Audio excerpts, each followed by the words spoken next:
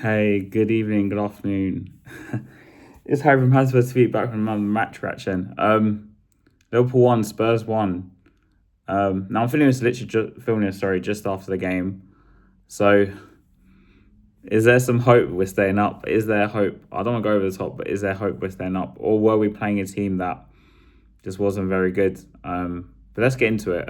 First of all, the starting lineup: Vicario returned in goal.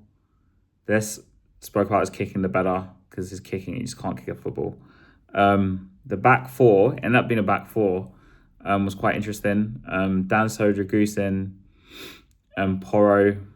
Souza started on the wing and Spence played at left back. Was quite interesting considering if you look at the 11 that was on there. And Son Gray continued in the middle. And then you had Solanke with Richarlison up front. I think the 4-4-2 on the face of it is the way to go, especially given our injuries. I mean, Gallagher was out today because of a fever. We're missing 10 other players. And it sort of seemed to work, actually.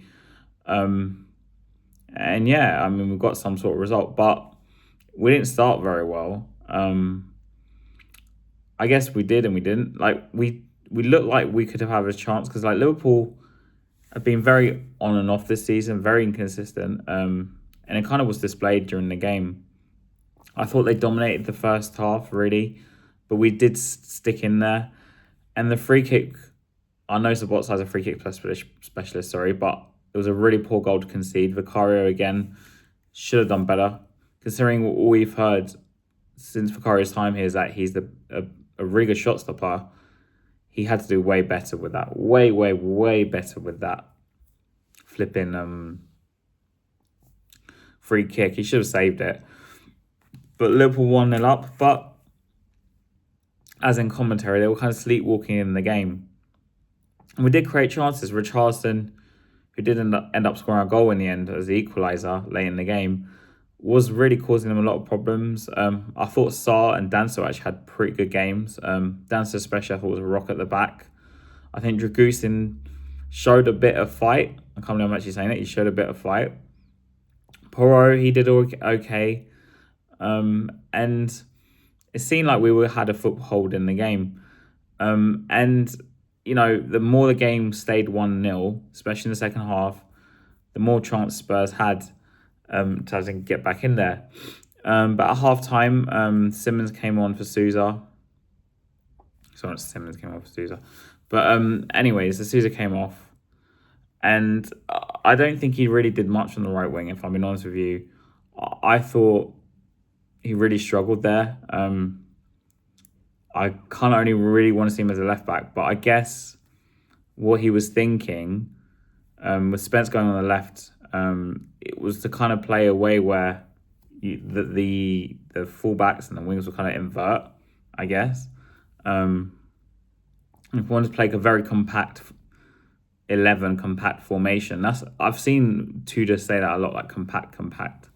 So maybe that was a reflection in the team, right? To play not inverted wingers, but inverted wingers, I guess, wide players.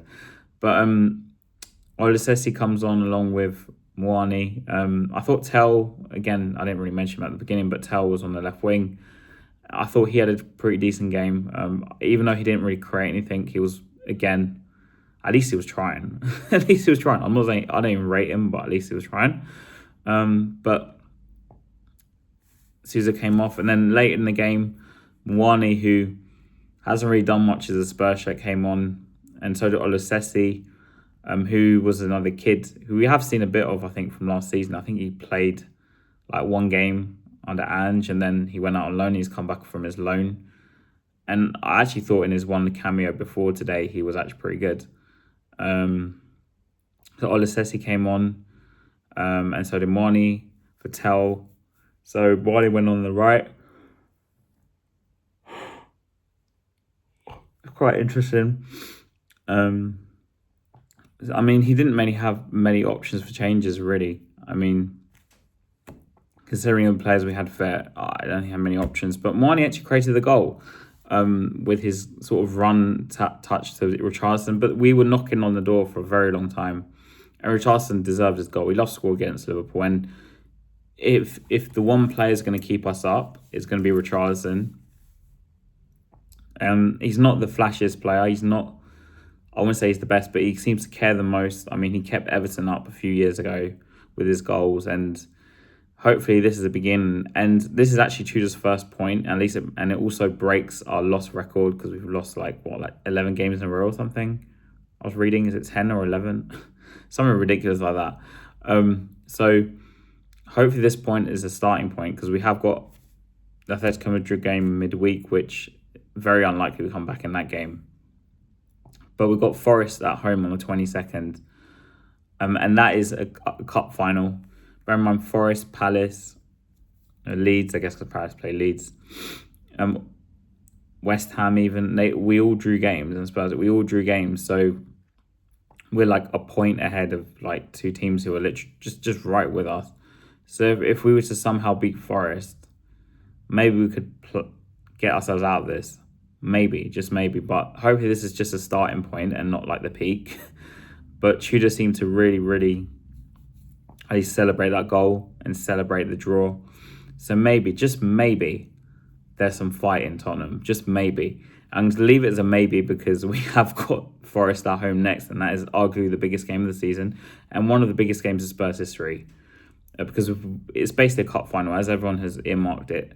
We have to win that game to stay up. Basically, we have to win that game. If we were to lose that game, we're going down, I still think. So hopefully this point is not just the peak, and it's not just a one-off. And hopefully we didn't get this point just because Liverpool were really poor. I mean, they were quite poor, but not because they're really poor. Because I did see a lot more fight from our defence as well in terms of defensive blocks and stuff. But we did deserve it. We did deserve a point. And come on, you Spurs.